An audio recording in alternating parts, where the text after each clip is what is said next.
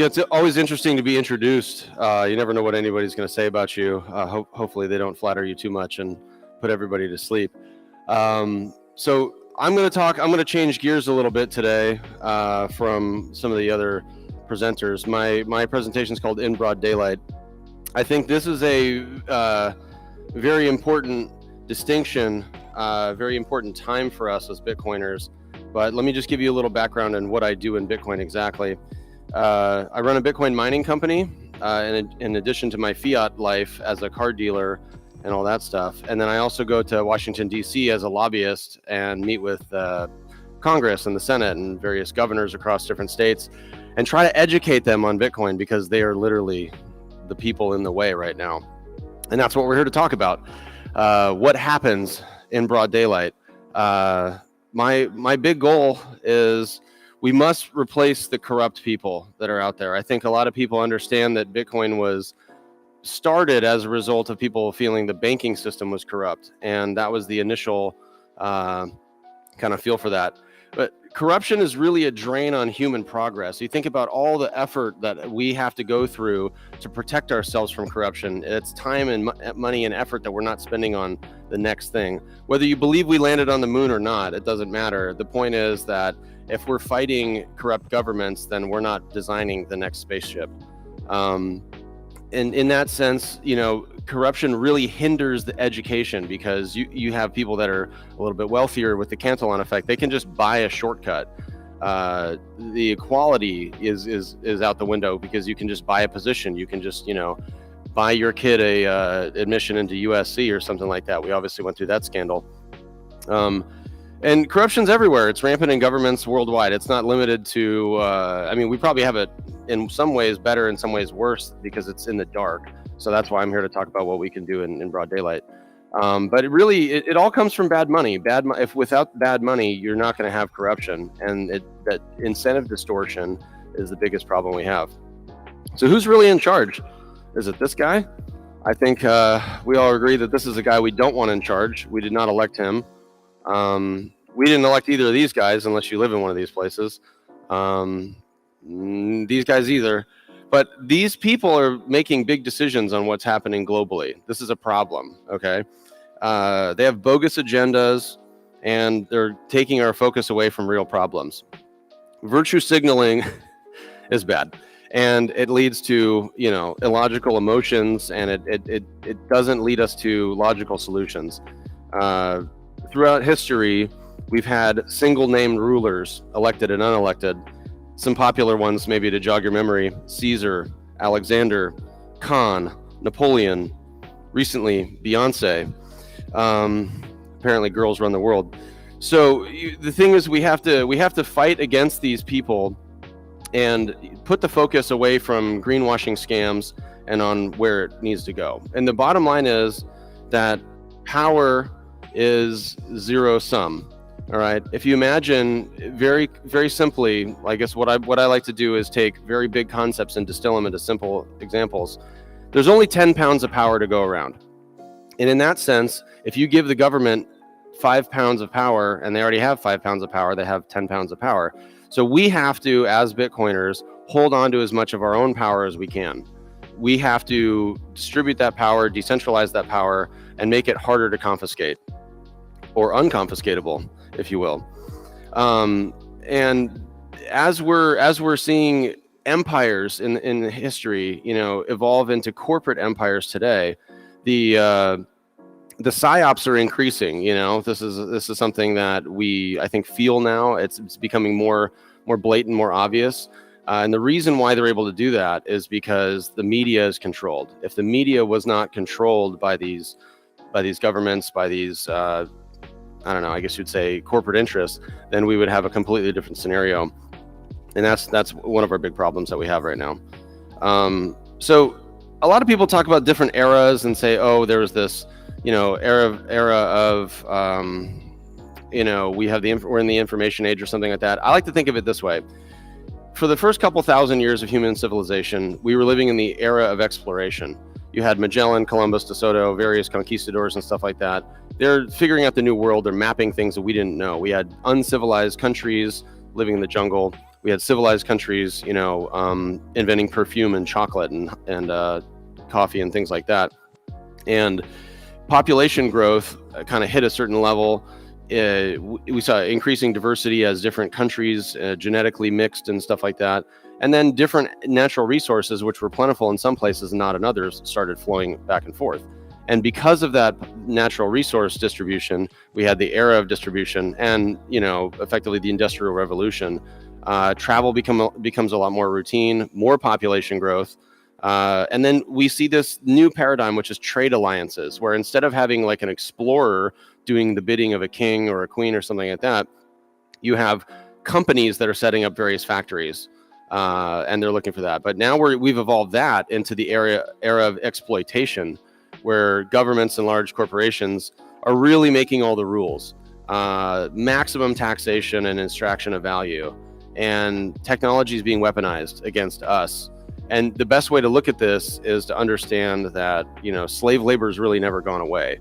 That part of that high stakes game for these people that are running these corporations or running these governments is they want to get the most value for the least amount of effort. And the best way to do that is by exploiting people that have less human rights.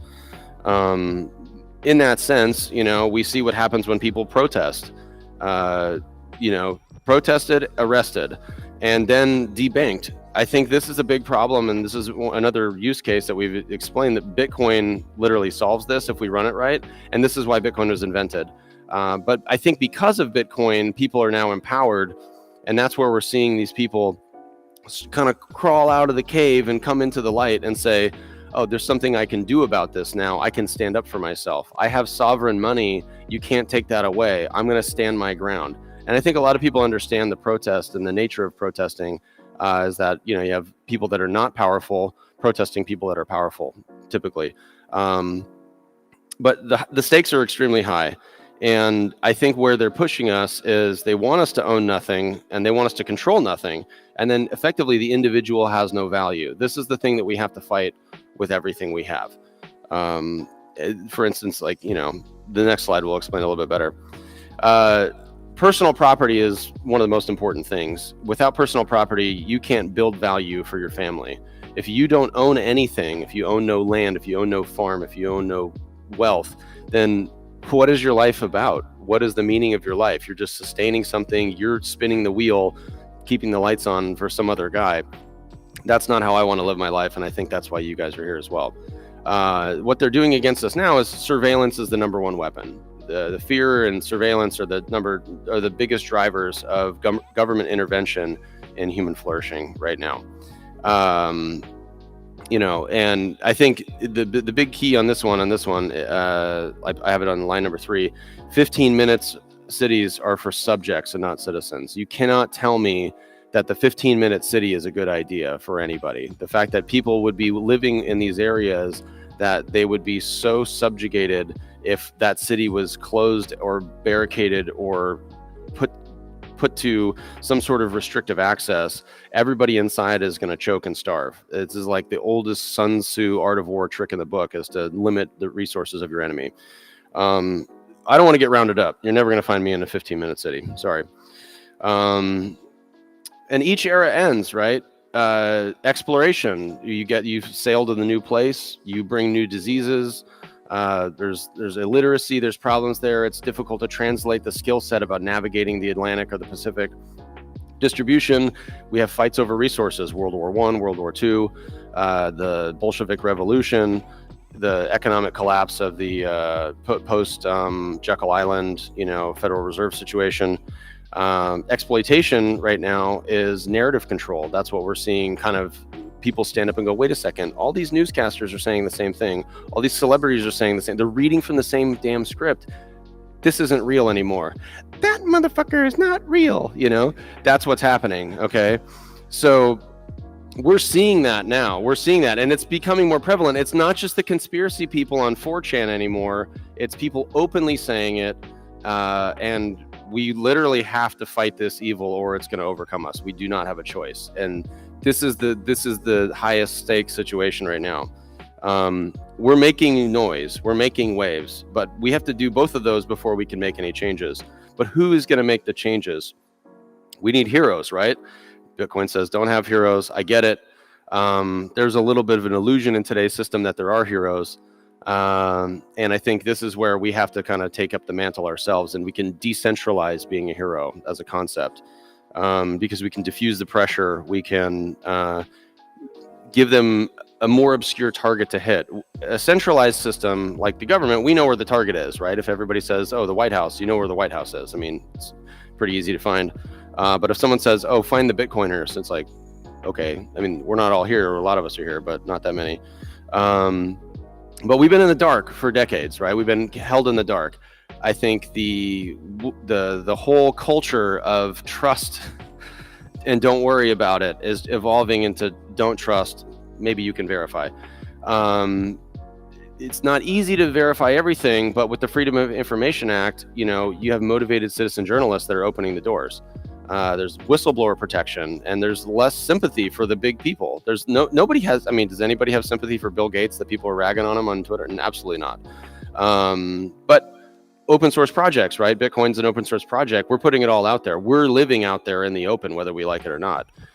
Your commitments on there and your comments on there are public, and whatever you say on Twitter is also public. So it's a risk that we've taken, even if we think we're obscure or a pseudonym or something like that. And we're exposing the incapable leadership. I mean, obviously everyone's seen the videos of Joe falling up the stairs and stuff like that and tripping over a sandbag or whatever. Like, this is what we have. This is literally what we have going on. And it's a mockery of what we believe in, I think, as people. But we're seeing open rage. We're seeing open rage from thousands of people, entire classes of people, whether it's the Dutch farmers, the Canadian truckers. And the Dutch farmers are really the best example here, because they rose up and actually ran for office and won. So this is like, just let me plant that seed for inception. But, you know, Freedom of Information Act. Oh, this dude, he runs WikiLeaks. You know, he's like a great hero and everything like that. We're trying to verify stuff. But, you know, legally, you can do it. But then there's still no guarantee that you're not going to get charged for something. They're going to try to pin something on you. And this guy's been in jail for 10 years.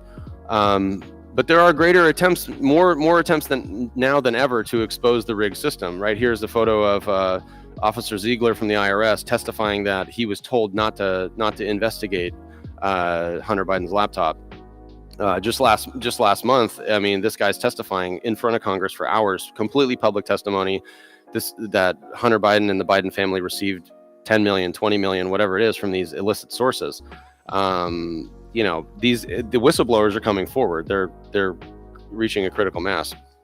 But are we really there yet? Are we awake? Are we all the way awake? No, not yet.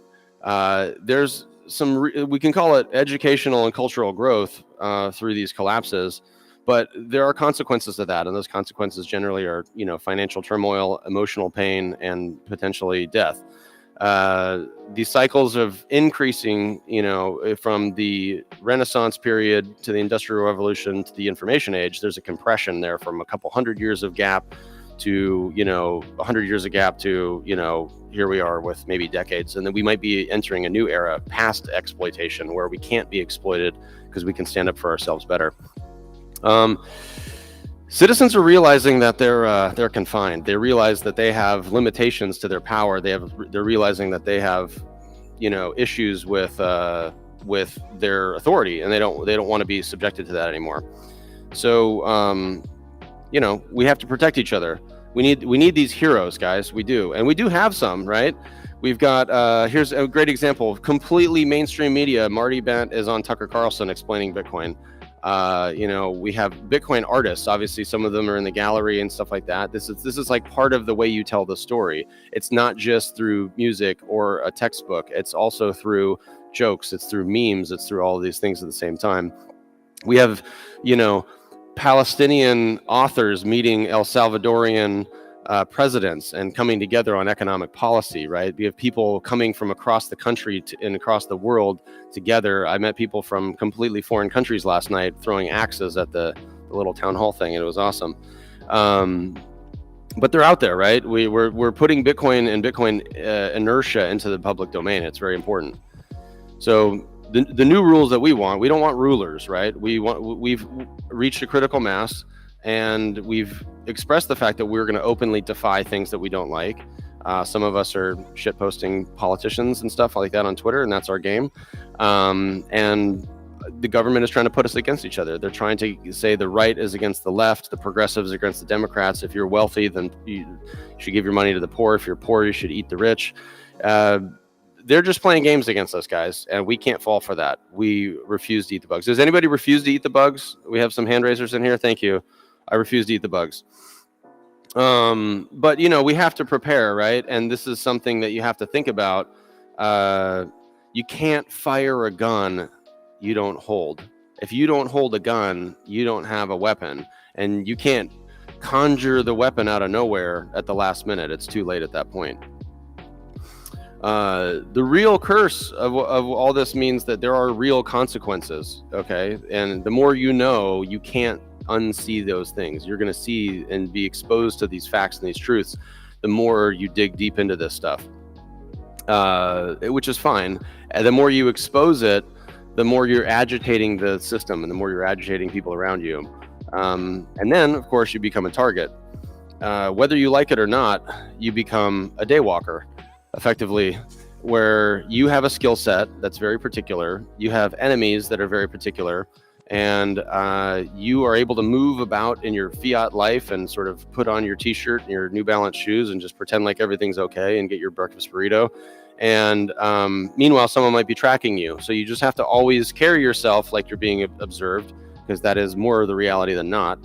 And we have to turn people to protect them, okay? In the same sense as the Matrix. You guys know that scene where it's like, were you looking at me or the woman in the red dress? And he, whoop, and that's Agent Smith with a gun.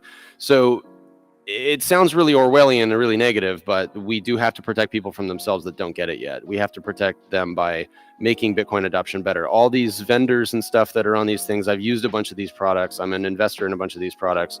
This is what's required. This constant, like Christopher was saying, this constant effort to invest into the Bitcoin ecosystem, but also to make the Bitcoin ecosystem more parallel to the fiat ecosystem for small business owners and entrepreneurs.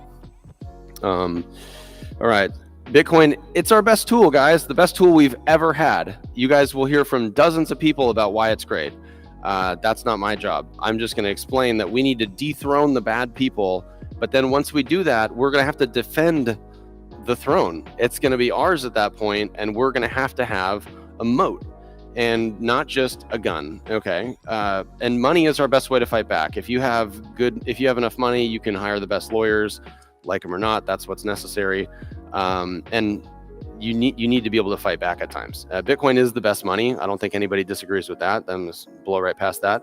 But it's both the weapon and the moat. We can use the Bitcoin to remove people, and we can use Bitcoin to sustain ourselves. And they know that we know. That's why they're fighting us so hard.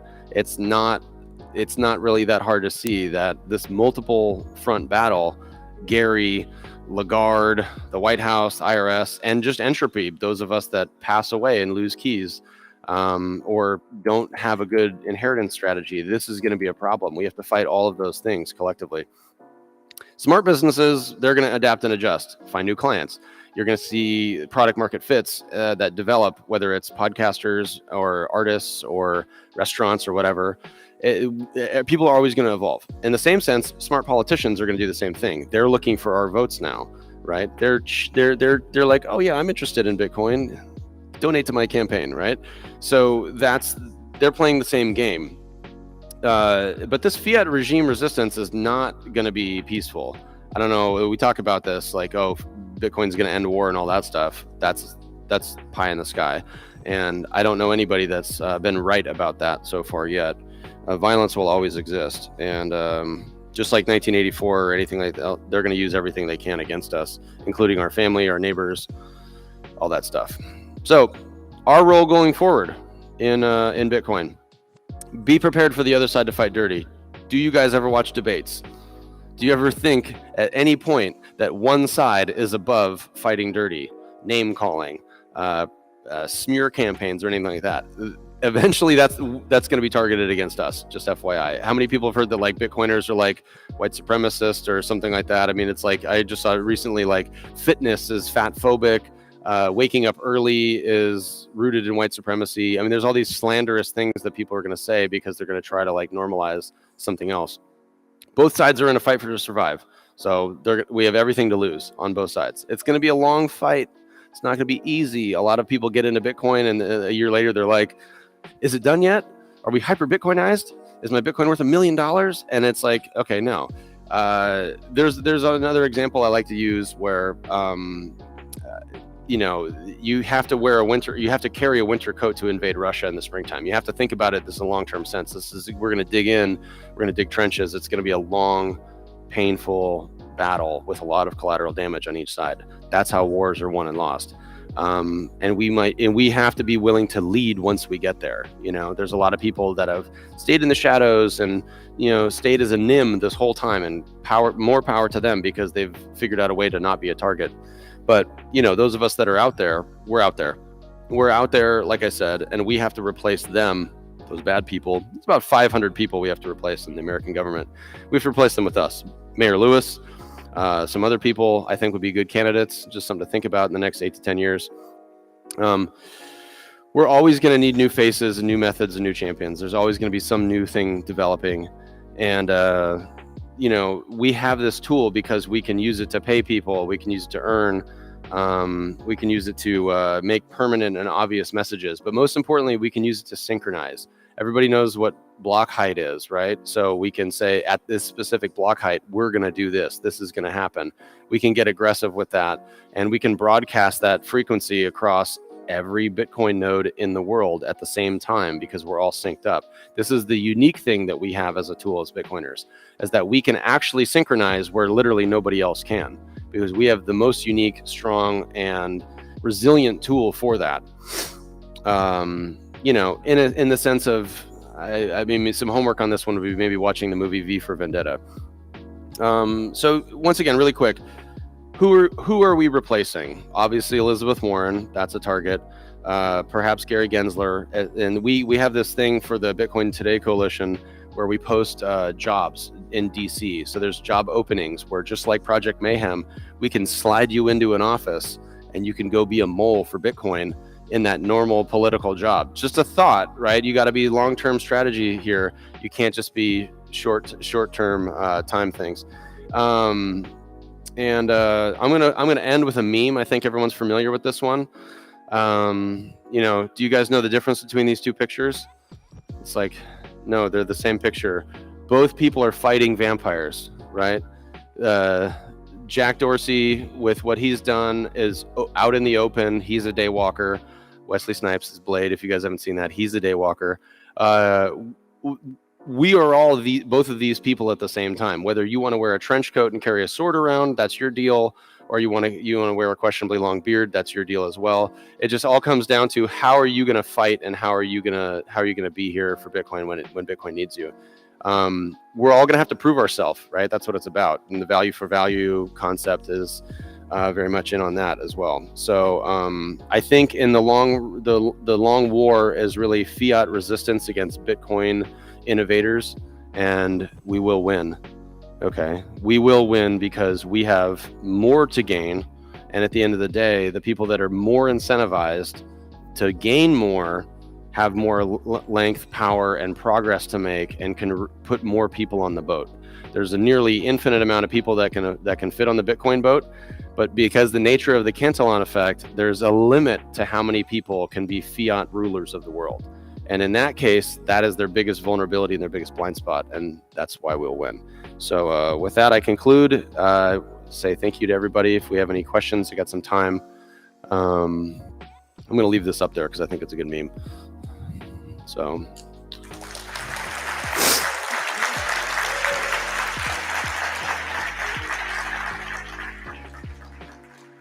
Any questions for anybody? Anybody? If not, I guess it's lunch break. All right. Nobody? Is that good or bad? I don't know. Okay. Thanks, everybody.